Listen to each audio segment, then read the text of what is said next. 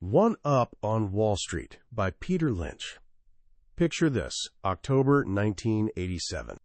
One of history's greatest investors is finally taking a rare vacation in Ireland, ready to enjoy some legendary golf courses. On Monday, October 19th, he's playing a full round at the stunning Killeen course in Killarney. After packing up his clubs, he and his wife drive out to the gorgeous Dingle Peninsula and check into a cozy hotel. And then? He doesn't leave his room for the entire afternoon. Why? Because back home in America, Wall Street is having a total meltdown. That Monday, the stock market crashed 508 points, the biggest single-day drop in history. In mere hours, $2 billion, yes, with a B, had vanished from the mutual fund he managed. 1 million people who trusted him with their life savings were watching it all disappear before their eyes. So no, he wasn't taking a nap. He was glued to the phone, thousands of miles from his office, trying to navigate what felt like the financial apocalypse. Later, he admitted he genuinely couldn't tell if the world was ending or just Wall Street was going under. That man was Peter Lynch. The fund? Fidelity Magellan, which became the best-performing mutual fund on the planet under his watch. His story of surviving that crisis, and so many others, is the stuff of legend. But here's the real kicker. He doesn't think he's some financial wizard with superpowers. He thinks you can do what he did. Peter Lynch wrote One Up on Wall Street, which has sold over 1 million copies. It's not some dense textbook that'll put you to sleep. It's a straightforward, powerful guide built on one radical idea. Regular people, with just a bit of homework, can pick winning stocks as well as, or even better than, Wall Street's finest. Today, I'm breaking down the timeless wisdom from that book. By the end, you'll understand the secret advantage you already have, one that Wall Street pros would absolutely kill for. You'll learn how to spot game-changing investments at your local mall, in your own home, or from products you use every day. No complicated formulas, no risky gambles, just opening your eyes to opportunities hiding in plain sight. If you've ever thought investing was too scary, too complex, or just not for you, buckle up. Peter Lynch is about to flip that script. And it starts with one simple revolutionary idea. Stop listening to the professionals. Wait, what? Stop listening to professionals? That sounds nuts, right? When you hire a plumber, you listen. When you see a doctor, you listen. But Lynch insists investing is different. In this world, the so-called smart money isn't always so smart. And the dumb money, Wall Street's charming term for regular folks like us, is only dumb when it follows the smart money. After 20 years on Wall Street, Lynch became convinced of something amazing. Any normal person, using just a fraction of their brainpower, can outperform the average expert. Why? Because in your daily life you have a powerful advantage. He calls it the amateur's edge. So what is this edge? It's the power of your own first-hand experience. Think about it. Long before Wall Street analysts type up their fancy reports, you're already out there interacting with hundreds of companies every single day. Lynch shares a great story about one of his best investments ever. It didn't come from some secret memo or boardroom meeting. It came from his wife, Carolyn. In the early 1970s, she came home from the grocery store buzzing about a new product. Women's pantyhose packaged in colorful plastic eggs, displayed on a metal rack right by the checkout. The brand was Legs. Lynch was a textile analyst at the time. He knew all about profit margins and supply chains. But his wife, just by being a regular shopper, had stumbled onto a gold mine. She didn't need a business degree to see the genius. Super convenient. You could grab a pair while buying milk and bread. No special trip to a department store needed. Plus, the product was actually great, durable, and fit well. Millions of women saw this. Store clerks saw it. Husbands saw those plastic eggs piling up at home. Anyone could have walked into any supermarket in America and witnessed this runaway success. From there, it's a simple step to discover that Legs was made by Hanes, and that Hanes was a stock you could buy. Lynch did his homework, confirmed the story was as good as it looked, and the stock became what he calls a six-bagger. It went up 6 times in value before the company got bought out. He's convinced it would have been a 50-bagger if it had stayed independent.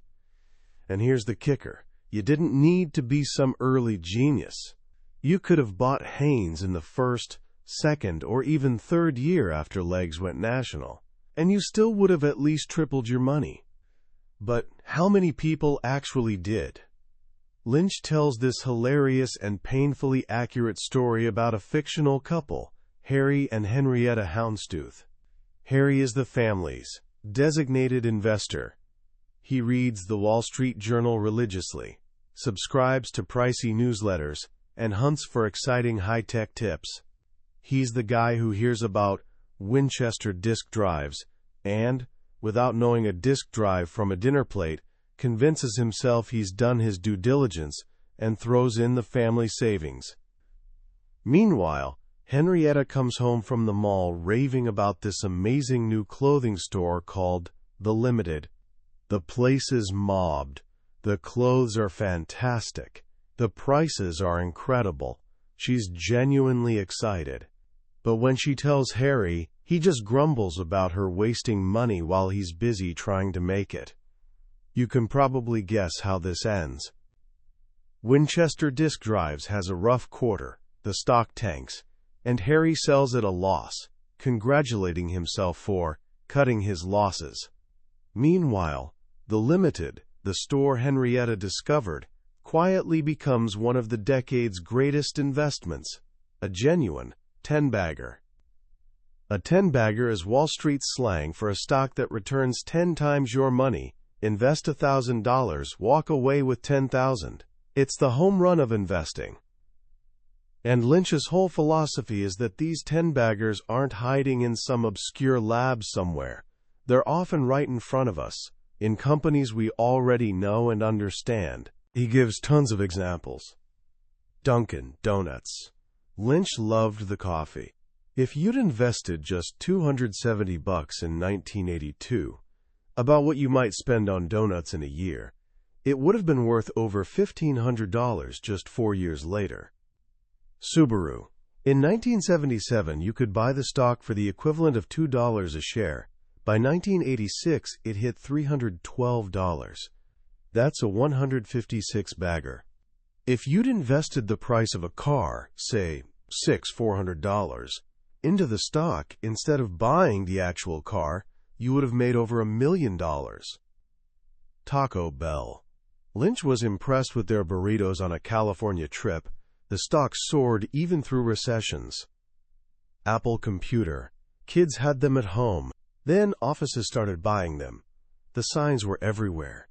If you'd put $2,000 into Apple stock in 1982, the same week you bought your first Apple computer, those shares would have been worth nearly $12,000 5 years later, enough for a year of college. This is the amateur's edge, the power of common knowledge. The professionals on Wall Street, the so-called experts, are often the last to know. Lynch calls this street lag. Why does it happen? Well, think about a professional fund manager's life. First, they're completely overwhelmed. Lynch himself followed 400 stocks at Magellan. Most managers cover hundreds.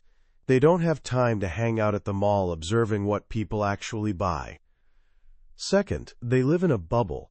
They all read the same reports, talk to the same economists, follow the same herd. It's safer to be wrong in a crowd than wrong alone. There's an old Wall Street saying, "You'll never lose your job losing your client's money" in IBM. If you buy a huge, well-known company and it tanks, everyone shrugs and says, "What happened to IBM?"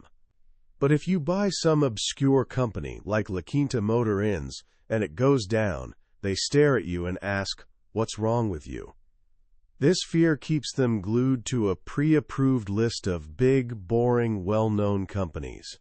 They often can't or won't invest in a small, exciting company until it's already been discovered by dozens of other analysts and its stock has already jumped tenfold. By the time the experts are recommending the limited, Henrietta has already moved on to the next great store. This is your opening. The amateur investor isn't burdened by these constraints. You can invest in a company with a silly name like Pep Boys, Manny, Mo, and Jack. A real company, and a massive winner. A professional might be too embarrassed to recommend it. You're free to follow your own research wherever it leads. But, and Lynch hammers this point home repeatedly, liking a store or product is not a reason to buy the stock. It's a reason to start your research. It's a lead. The first chapter of a story you need to investigate thoroughly. Finding a promising company is only step one. Next comes the homework. This is where most people bail out, but Lynch promises it's not nearly as hard as you think. Before you even start looking at companies, though, he says you need to look in the mirror. He calls it the mirror test, and it involves asking yourself 3 simple questions. First, do I own a house? Lynch believes that before investing $1 in stocks, you should consider buying a home. He calls a house a wonderfully rigged investment. Banks will lend you 80% of the money, giving you incredible leverage. Put 20% down on a $100,000 house, and if its value goes up just 5%, you've made a 25% return on your investment. Plus, the mortgage interest is tax deductible. It's a hedge against inflation, and obviously it keeps the rain off your head. People spend months researching a house, checking the foundation, roof, schools, neighborhood. But then, they'll throw their life savings into a stock they heard about on the bus. Lynch's point is simple. Apply the same diligence you'd use buying a house to buying a stock. Second question, do I need this money? This is about your financial situation. If you'll need the money in a year or two for college tuition or a down payment, don't put it in the stock market. Stocks are predictable over 10 or 20 years, but short-term? Anyone's guess. Even the safest blue-chip stock can get cut in half and stay there for years. The rule is simple and absolute. Only invest what you could afford to lose without it affecting your daily life. This isn't gambling money. It's money you can let grow patiently over time. And the third most crucial question, do I have the personal qualities that will bring me success in stocks? What are these qualities? It's not about genius-level IQ. In fact, Lynch thinks true geniuses often get tripped up by complexity. The math you need is 4th-grade stuff. The real qualities are things like patience, self-reliance, common sense, tolerance for pain, open-mindedness, and humility.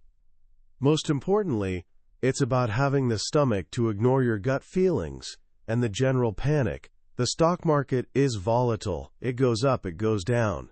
Your favorite stock that you bought for $20 might drop to $12 for no good reason. Human instinct screams to panic and sell. But if you've done your homework and the company's story is still solid, the winners are the ones who hold on, or even buy more. This is why Lynch says you should never ever ask, is this a good market? He says the market is irrelevant. Predicting the short-term direction is a fool's game. Thousands of experts try, and they consistently fail. Don't worry about the market.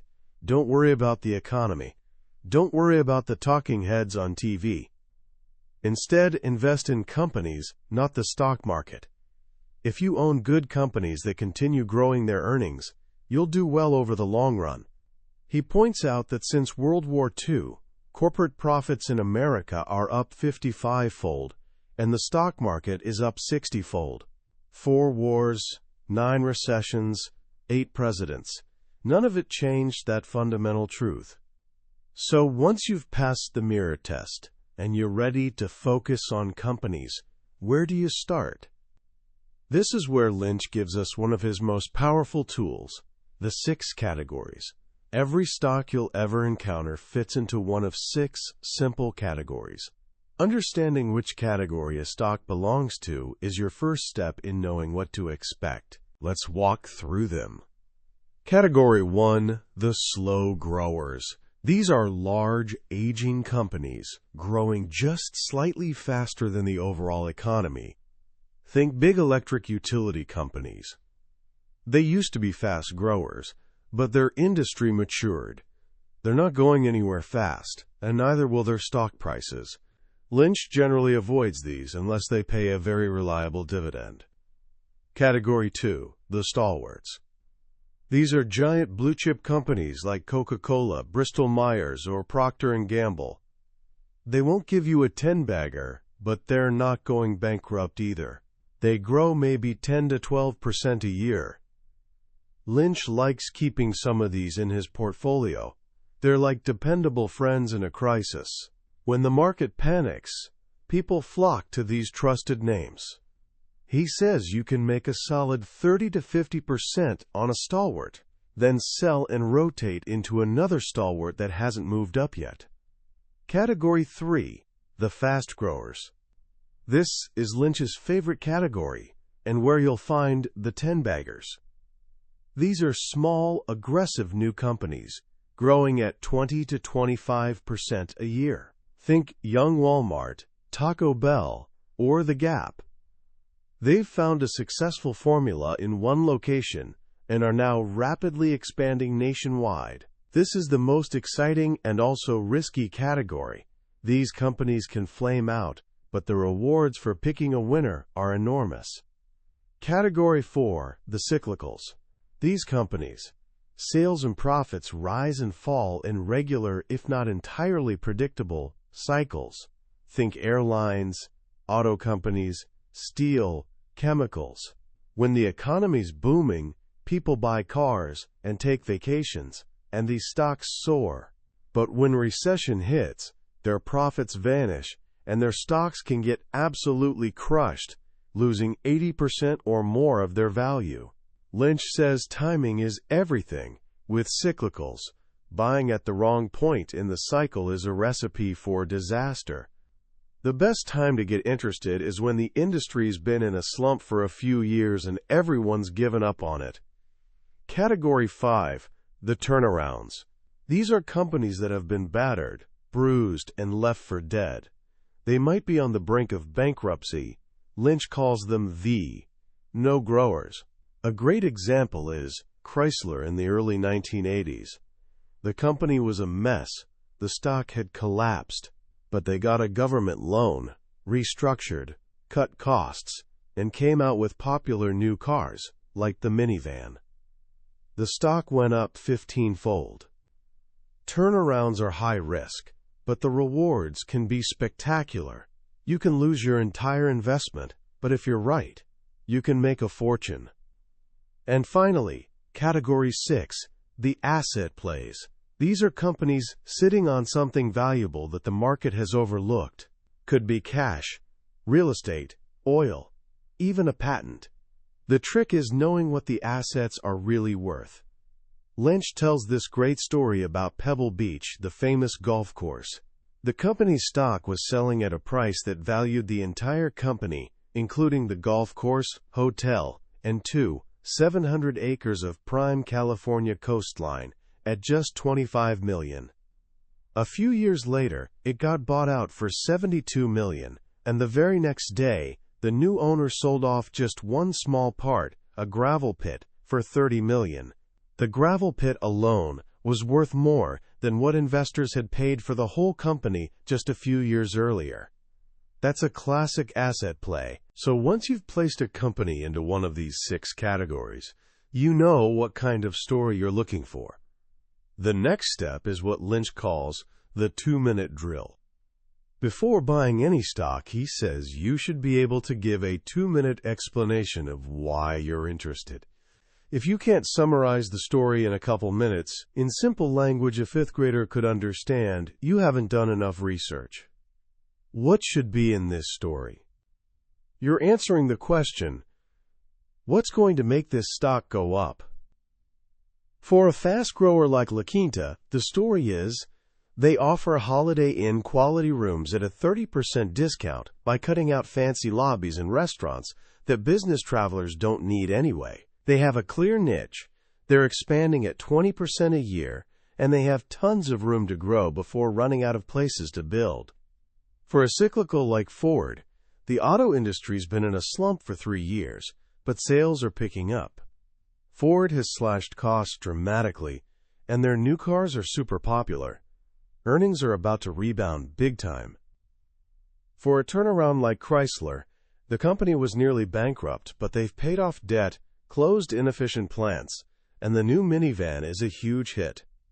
They're profitable again, and the stock is still dirt cheap. Once you have this basic story, you fill in the details with research. And again, Lynch insists this isn't complicated. First, talk to your broker.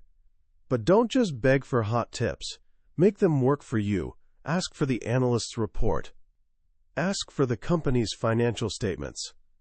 Ask specific questions about the story you're developing. Second, call the company.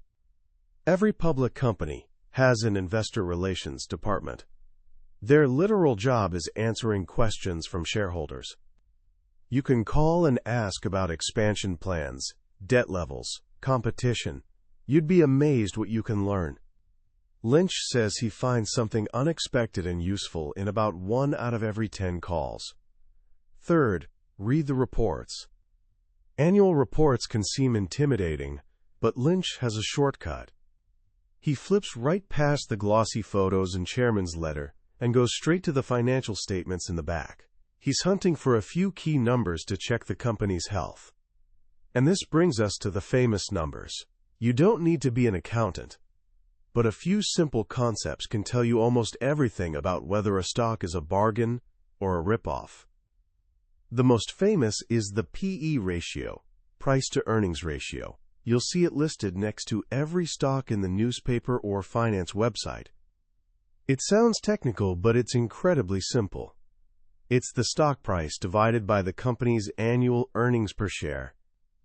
Think of it as the number of years it would take the company to earn back the price you paid. Assuming earnings stay the same, a stock with a PE of 10 takes 10 years. A PE of 20 takes 20 years. So is a lower PE always better? Not necessarily.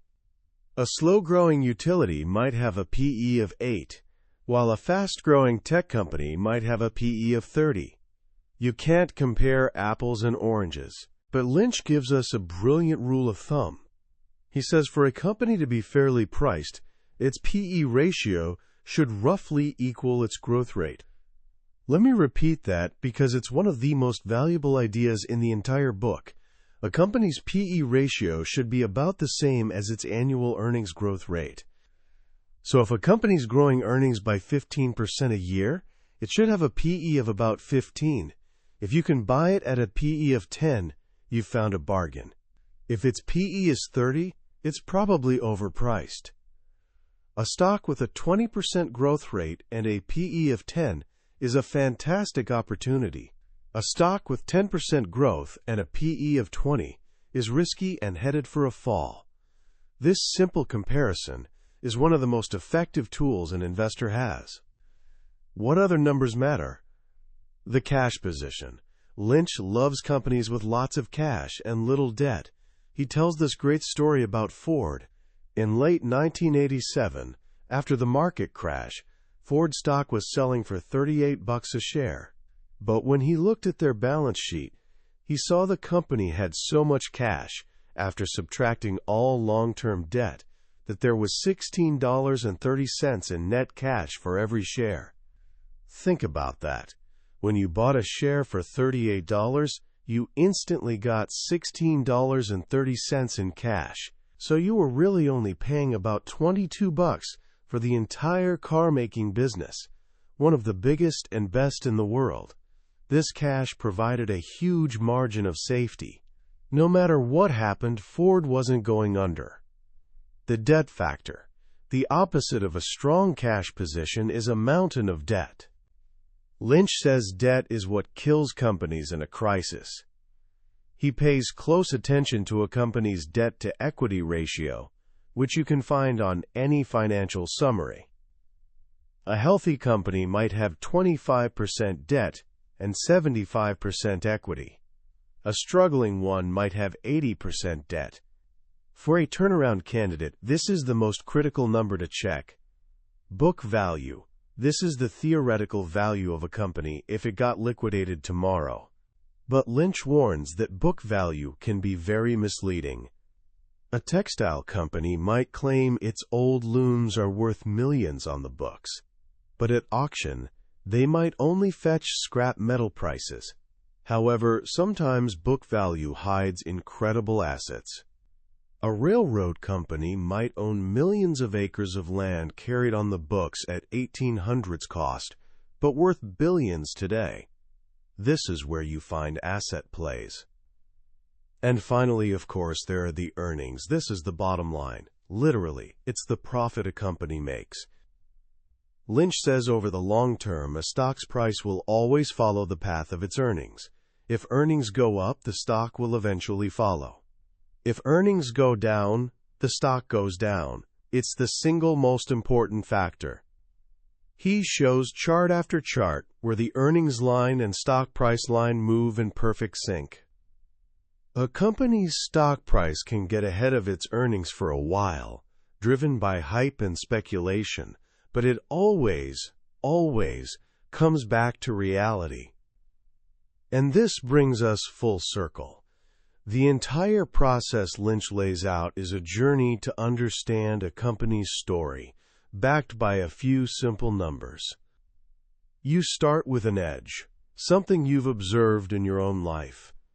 You classify the company into one of the 6 categories to understand what kind of story you're looking for. You do your 2-minute drill. You do a bit of homework to check the P/E ratio, debt, and earnings. And then you invest. And you wait.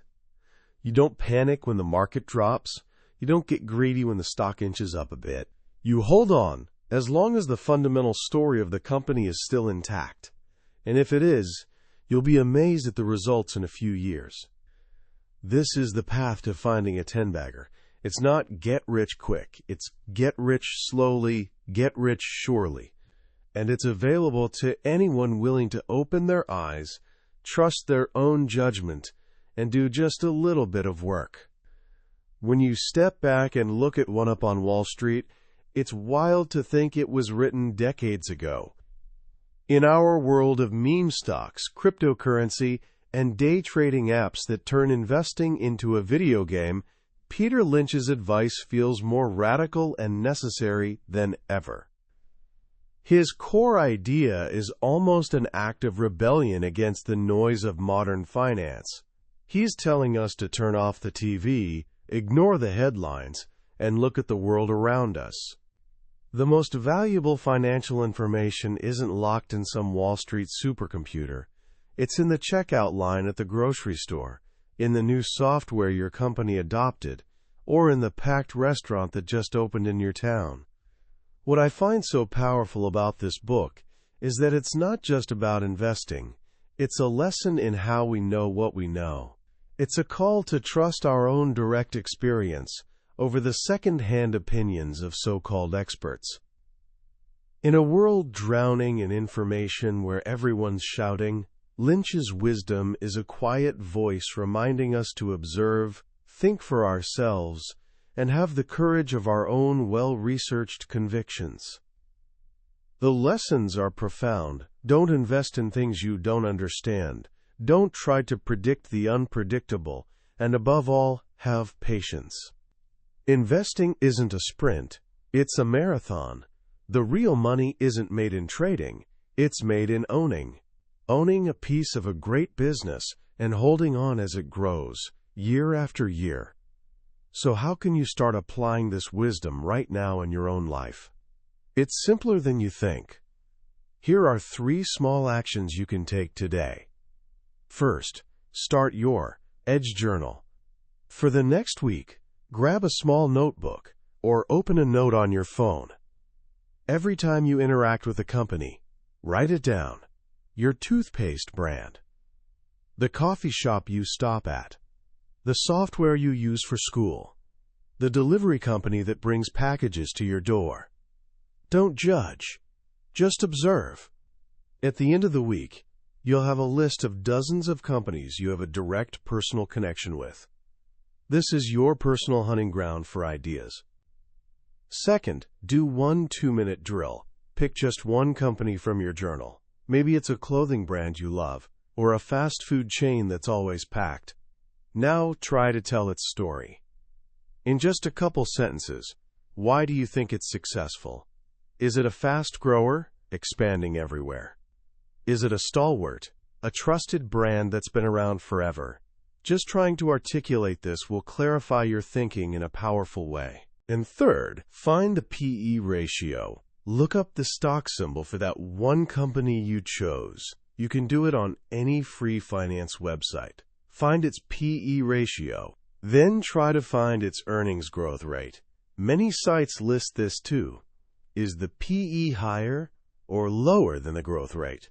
This simple 5-minute exercise will make the most important valuation tool in Lynch's playbook feel real and accessible. The journey of 1,000 miles begins with a single step, and the journey to becoming a successful investor doesn't begin on Wall Street. It begins with you, with your unique perspective, your curiosity, and your willingness to learn. That was a summary of One Up on Wall Street by Peter Lynch. We've touched on the big ideas today, but a summary is like looking at a postcard of the Grand Canyon. The real experience, the awe, comes from standing on the edge yourself. The true magic of this book is in the stories, the details, and the way Lynch's humble, common-sense voice makes you feel like you have a wise and trusted mentor by your side. This summary is a map, but the treasure is in the book itself. If anything we've discussed has sparked your interest, I encourage you to grab a copy. Reading it isn't just an education, it's an empowerment. The link to the book is in the description. Also, if this journey through Peter Lynch's wisdom has been valuable to you, please consider hitting that subscribe button and joining our community. We explore a new life-changing book from the billionaire's bookshelf every week, and I'd be honored to have you with us as we continue to learn and grow together.